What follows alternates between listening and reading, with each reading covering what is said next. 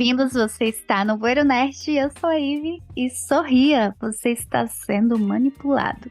Hey, gente, eu sou a Elaine do Tá Tendo Podcast. E uma coisa que Orwell não contava é que quando coloca uma câmera na nossa frente, a gente quer se exibir e não se esconder. Fala galera, aqui é o Bruno do Marca Página e 2 mais 2 são 5. Fala galera, Marcelo Pereira aqui e considerem esse o Bueiro Nerd Big Brother. E no Bueiro Nerd dessa semana estamos aqui com a Elaine do Tá Tendo, no nosso quadro Tá Tendo Review Nerd. E como você já sabe, neles nós iremos discutir um livro, e o livro desse mês é o maravilhoso 1984, do George Orwell. E temos também a participação do Bruno, do Marca Página, e o arroba deles, já vou deixar aí na descrição, então clica aí, vão lá seguir eles, que eles também produzem um excelente conteúdo. Lembrem-se de interagir com a gente lá no Instagram, ative o sininho, se você ainda não ativou, e nos dê 5 estrelas. E sem mais delongas, vamos lá, que o papo tá bom demais.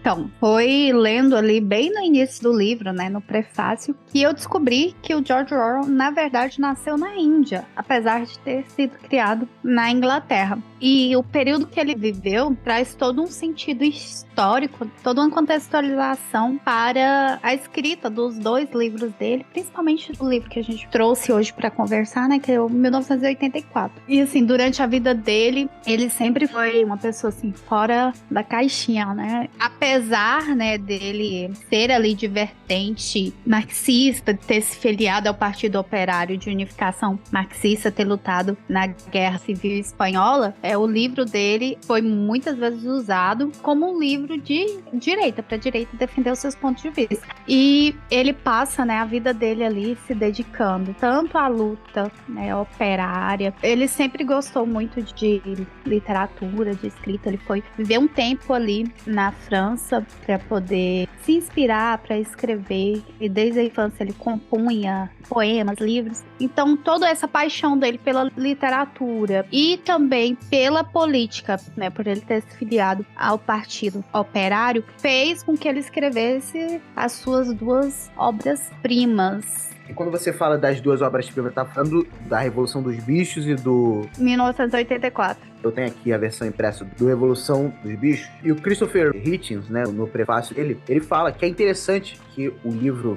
tenha sido usado, tanto o 1984 quanto o Revolução dos Bichos, para atacar os regimes comunistas e socialistas, embora ele de fato fosse um. Só que a linha tênue é que ele era contra regimes totalitários em geral. Sim, ele escreveu os livros para criticar os regimes totalitários, independente de qual vertente fosse. Só que usam isso para criticar o regime da Rússia. Principalmente o regime russo.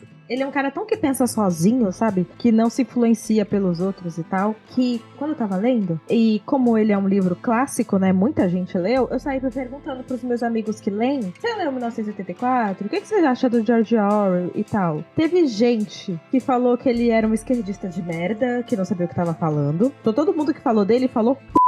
A galera que é mais da esquerda falou mal dele, a galera que é mais da direita também falou mal dele. Então, tipo assim, ele estava ali pra criticar o que ele achasse que ele tinha que criticar, do jeito que ele acha que ele tinha que criticar, sem realmente defender bandeira nenhuma. Ele defendia o lado dele e o lado das pessoas que ele acha que eram parecidas com ele, qual que seria o melhor jeito de viver. Não era nenhum, não era nem outro. Ele enxergava as falhas dos 2 mundos ali, mas ele também não propunha um terceiro mundo, uma terceira ideologia, né? Ele reconhecia que nessa questão tá bem binário. Sim, ele era extremamente contra o totalitarismo, e eu vi, né, que ele publicou, inclusive após ele voltar, né, da guerra, um texto falando sobre o receio dele dessa manipulação da mídia em relação às notícias publicadas e de quanto as pessoas consomem essa notícia sem refletir. Então, se a mídia fala determinada coisa, as pessoas se convencem e logo elas esquecem e são levadas por aquilo que está sendo transmitido. Então, muito antes dele escrever, né, o livro 1984, ele já estava ali preocupado com notícias que saíam. E a gente sabe que telejornais, eles são formadores de opinião e eles influenciam, sim, né, as pessoas em vários aspectos, tanto de vida do cotidiano, quanto aspectos políticos também. Esse livro, ele foi escrito ali logo após a Segunda Guerra Mundial, durante a Guerra Fria, tinha a ascensão do comunismo, e tudo isso influenciou a escrita do George. Cara, ele ter visto a ditadura nazista e comunista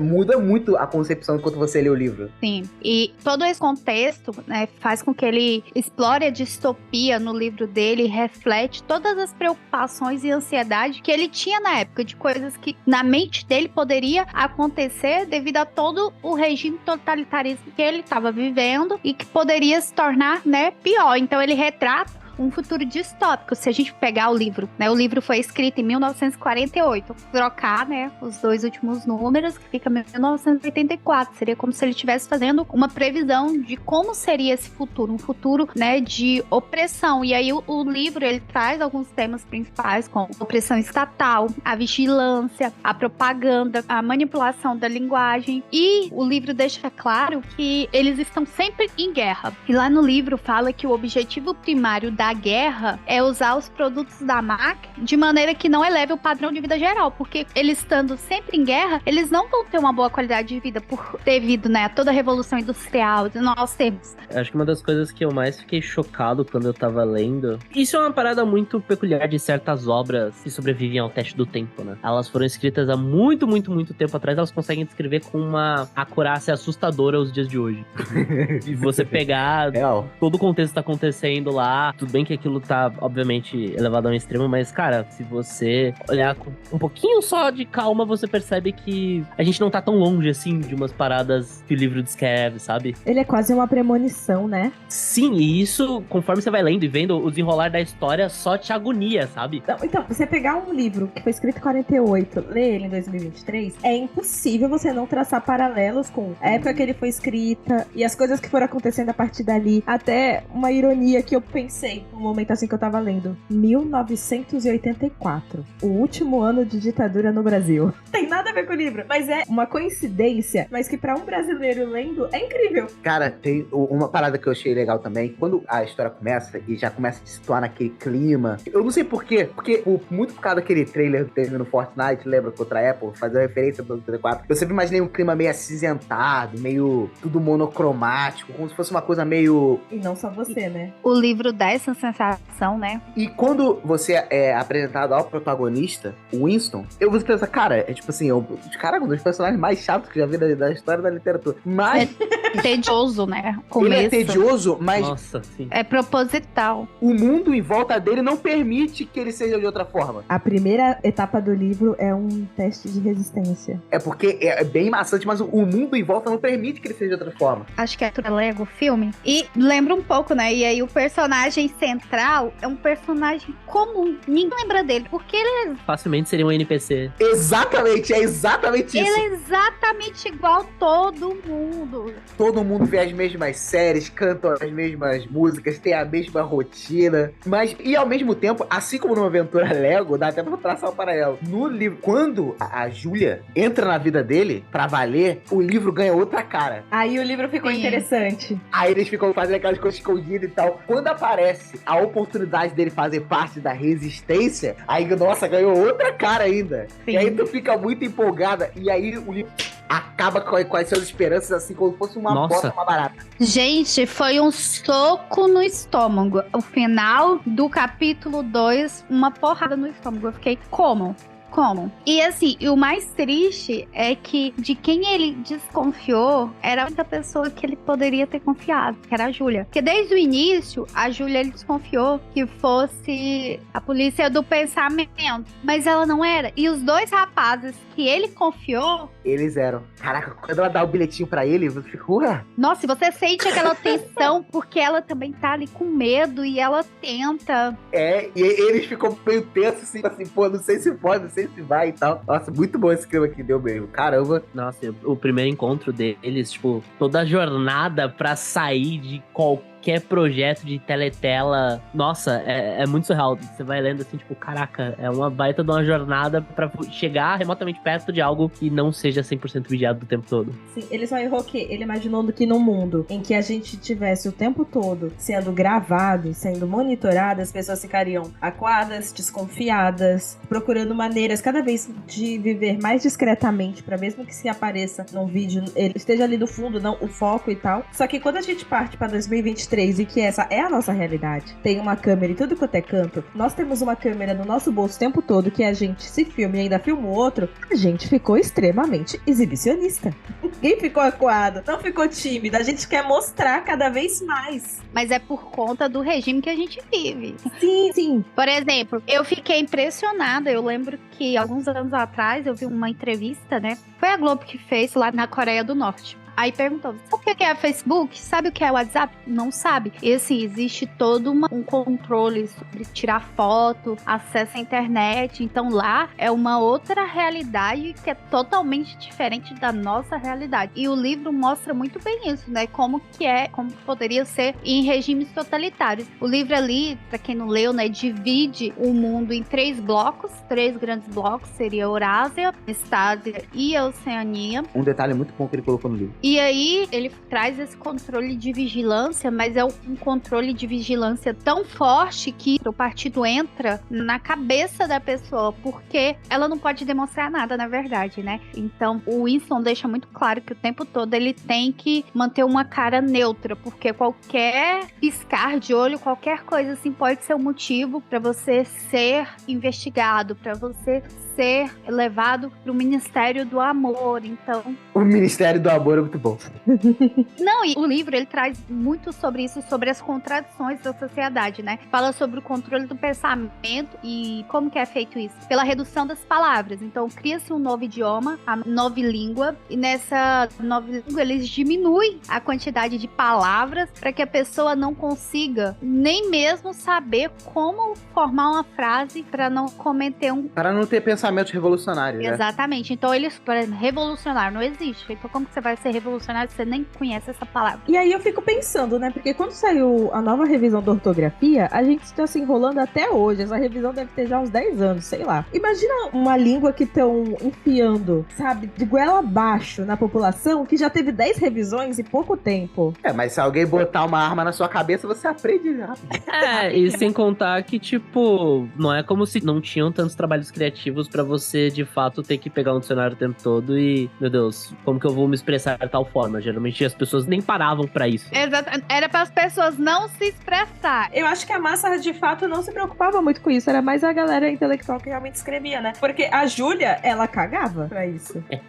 Ela era rebelde. Ela preferia não pensar. Ela sabia se comportar em público de uma maneira que ela não tinha que prestar atenção e não chamava atenção ao mesmo tempo. Ela era genial. Sabe uma parada que é muito mais assustadora até que essa parada da língua, no quesito controle da vida da pessoa? Cara, eles trabalhavam a sociedade de uma forma que os pais tinham que ficar preocupados com os filhos denunciarem ele. Sim. E a televisão que eles tinham em casa, eles não podiam desligar. E isso não é tão absurdo não, tá? Se você for adaptar. Porque eu conheço uma pessoa que o filho dela denuncia ela pra avó o tempo inteiro. Denuncia a mãe pra avó o tempo inteiro. Então, que poder essa mãe tem? Nenhum. E a cabeça da criança é formada ali naqueles campos, né, de treinamento, que as crianças são jovens espiões. Tipo, em 20 anos, quando essa criança virar adulto, a sociedade já mudou, porque essa criança vai ser a sociedade e já vai ser exatamente como o partido quer. Porque, cara, se você quer realmente fazer uma mudança assim, de uma maneira ruim, de uma maneira sórdida, é influenciar as crianças e deixar isso acontecer naturalmente no decorrer do tempo. E a gente viu isso recentemente aqui no Brasil. As discussões que tiveram sobre o que vamos ensinar para as crianças, o que vai pra escola, revisão do ensino médio, o que vai entrar, o que vai sair. Meio que é isso também, sabe? Sim. A retirada de disciplinas como filosofia, história. Exato. E toda a sociedade brasileira obrigatoriamente teve que ter uma opinião sobre isso. Cada um a partir das suas experiências, do que acredita. Aí já entrou uma questão de educação, de criação de filhos, um monte de coisa que assustou todo mundo. Porque todo mundo ficou com medo que fizessem uma grande merda em cima disso e tá com medo até hoje.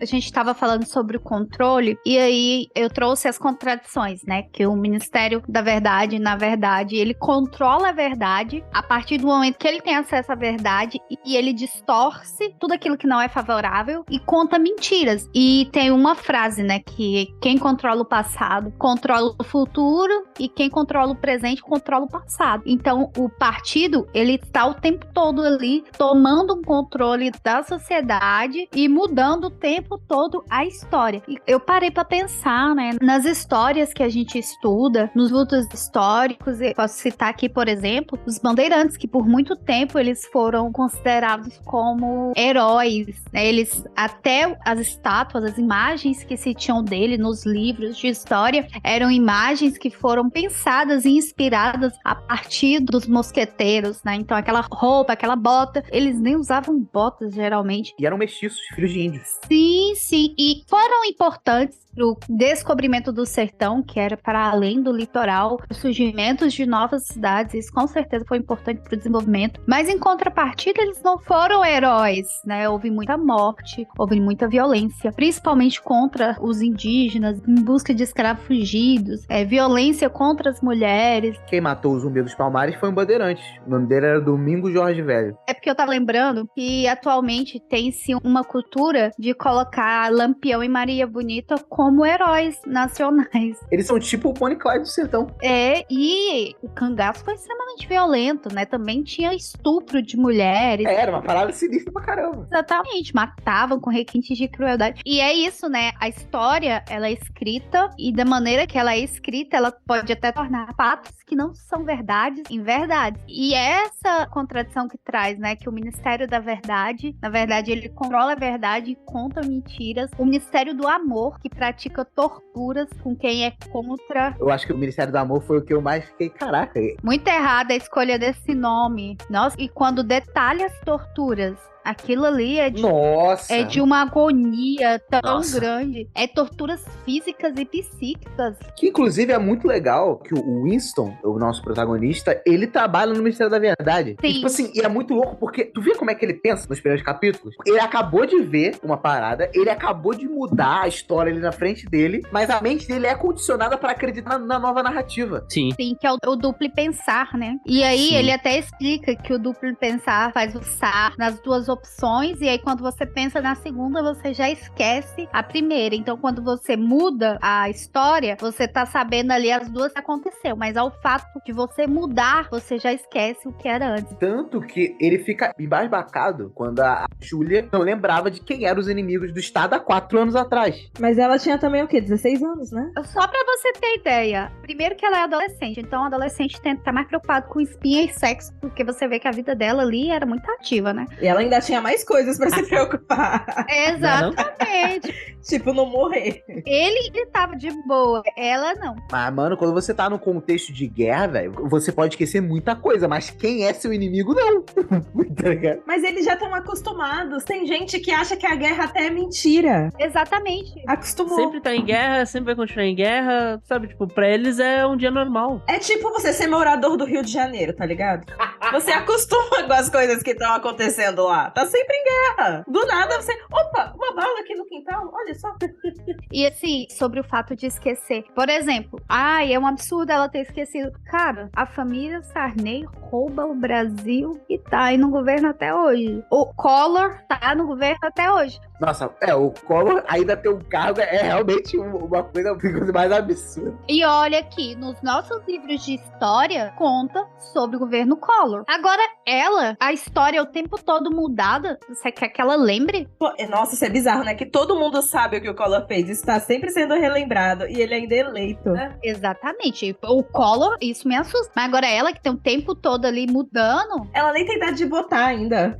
Cara, o Collor roubou pro posto da galera. Teve gente que se matou. Foi um delírio do cacete da época. As pessoas mais velhas guardam dinheiro até hoje, debaixo do colchão. Dinheiro da aposentadoria cai. Tem que tirar o dinheiro do banco. Não pode deixar. Quando ele tava indo se reunir com a resistência entre mil aspas, ele tem que fazer todos aqueles juramentos que me lembrou até muito o Clube da Luta. Que, tipo assim, você tá disposto a matar uma pessoa, você tá disposto a fazer isso, você tá disposto a fazer aquilo. Ele, sim, tô disposto.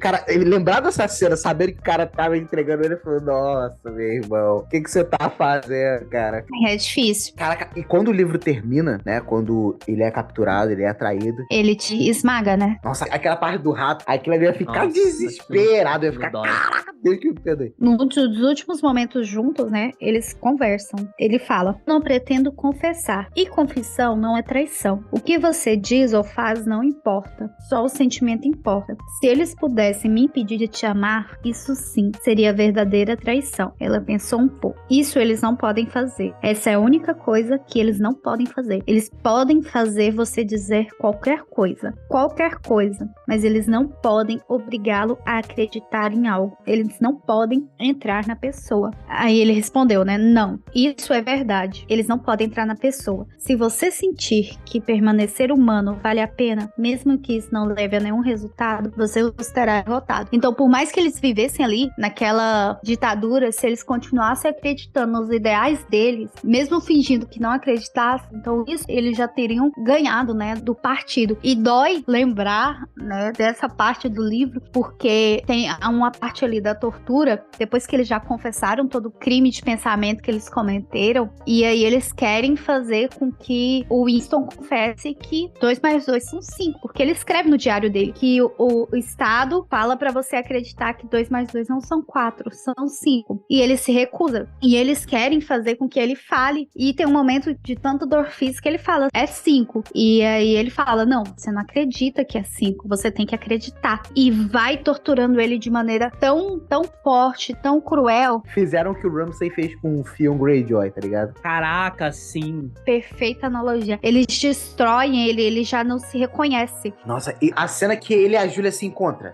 De toda a tortura emocional, e ali naquele momento que eles estão torturando o psicológico deles, eles falam, não faz isso comigo, faz com a Júlia, ele realmente quer que não faça com ele, porque pra ele aquilo é demais, ele não consegue, porque é uma tortura psicológica. Enquanto tava batendo nele, quebrando o braço dele, perdendo todos os dentes da boca, ele ainda tava aguentando, mas na hora que foi realmente porque ele mais tem terror e horror, ele queria que fizesse com ela. E aquilo entra tanto dentro dele que ele realmente, né, deixa de amá-la. E essa cena, né, que eles se encontram, gente... Essa cena que eles se encontram, ela foi muito forte. Porque, caraca, eles ganharam. Eles realmente conseguiram mudar a mente. E eles falaram, né, tipo assim, não, se eles mudarem o nosso modo de pensar, a gente vai deixar de ser humano. E isso eles não podem fazer. E fizeram. Sim, e nossa, é muito forte. O terceiro capítulo do livro é um soco no estômago, porque ele realmente se torna outra pessoa. E o final, né, ele confessando o sentimento dele de carinho pelo grande irmão. Nossa. Nossa, ali. Eu amo o grande irmão.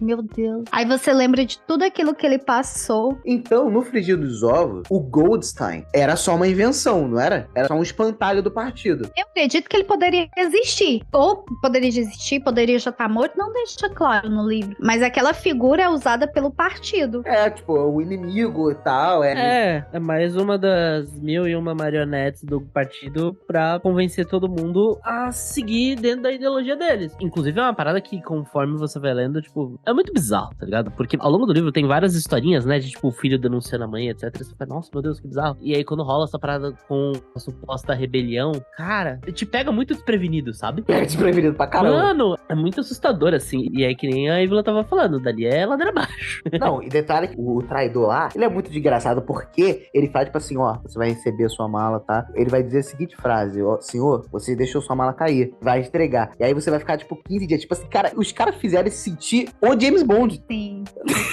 Tá ligado? E caramba, Tudo que ele fez, mesmo distraindo, na verdade ele tava sendo vigiado o tempo inteiro. Eu queria trazer um slogan que traz no livro, que é guerra é paz, liberdade é escravidão, ignorância é força. E ao longo do livro, a gente vai entendendo um pouco mais esses slogans, né? Por exemplo, guerra é paz. A partir do momento ali que eles estão em constante guerra, o partido consegue manipular as pessoas para que elas vivam ali de forma pacífica e girando aquela engrenagem. E enganam as pessoas, igual tem o slogan que eu fui pesquisar, que foi escrito no portão de Auschwitz, que é o trabalho liberta, né? Essa frase é um slogan nazista que estava lá na entrada dos campos de concentração, onde judeus, negros, gays, testemunhas de Jeová eram levados sobre o pretexto de trabalhar. Testemunhas de Jeová? Sim, também. mas eram brutalmente assassinados. Sim, eu descobri que testemunhas de Jeová foram presos em campos de concentração por causa do meu marido, que eu não sabia. Isso não é nos ensinado na escola. Vou adicionar na minha listinha de coincidências. Estão me deixando chocada com a experiência em 1980. Mas é porque eles se recusam a jurar a bandeira e participar de exército, entendeu? E aí... Então em qualquer ditadura eles iam se... Qualquer ditadura, na da Rússia também. Eles estão sendo presos, né, atualmente. Na Rússia tá rolando cadeia. Na Rússia, atualmente. Chocada. Eles são perseguidos. Uma recomendação que eu faço pra você que tá escutando, seria muito interessante, porque uma das coisas que me ajudou a entender bem a história do livro, não só por ter conteúdo de cultura pop, tem muitas referências, era o fato que antes de ler esse, eu tinha lido Revolução dos Bichos. Que, cara, o Revolução dos Bichos tem uma escrita tão boa quanto essa, mas também tem uma parada maneira que é um livro que você podia dar pra uma criança. E ela pensaria que é uma história muito bonita sobre bichinhos numa fazenda, que se revoltam contra o fazendeiro. E que criança, hein, que vai ler um Revolução dos Bichos, um livro daquele. É a filha da Ívila. Porque você ser filho de professora de português não deve ser fácil. Mas voltando ao que eu tava falando, por que eu falei da Revolução dos Bichos? Porque a Revolução dos Bichos explica, a gente que tem a mente mais madura vai conseguir entender o que é isso que ele tá querendo dizer. Explica como uma ditadura começa, entendeu? Que não é uma coisa do nada, é uma coisa lenta. E quando você vai se dar por conta, aí o regime totalitário já te cercou e você nem viu. E é muito legal você saber como a ditadura começa, pra aí quando você for no 1984, você já vai ter uma ditadura plena, entendeu? Eu acho que os livros se complementam muito, muito bem.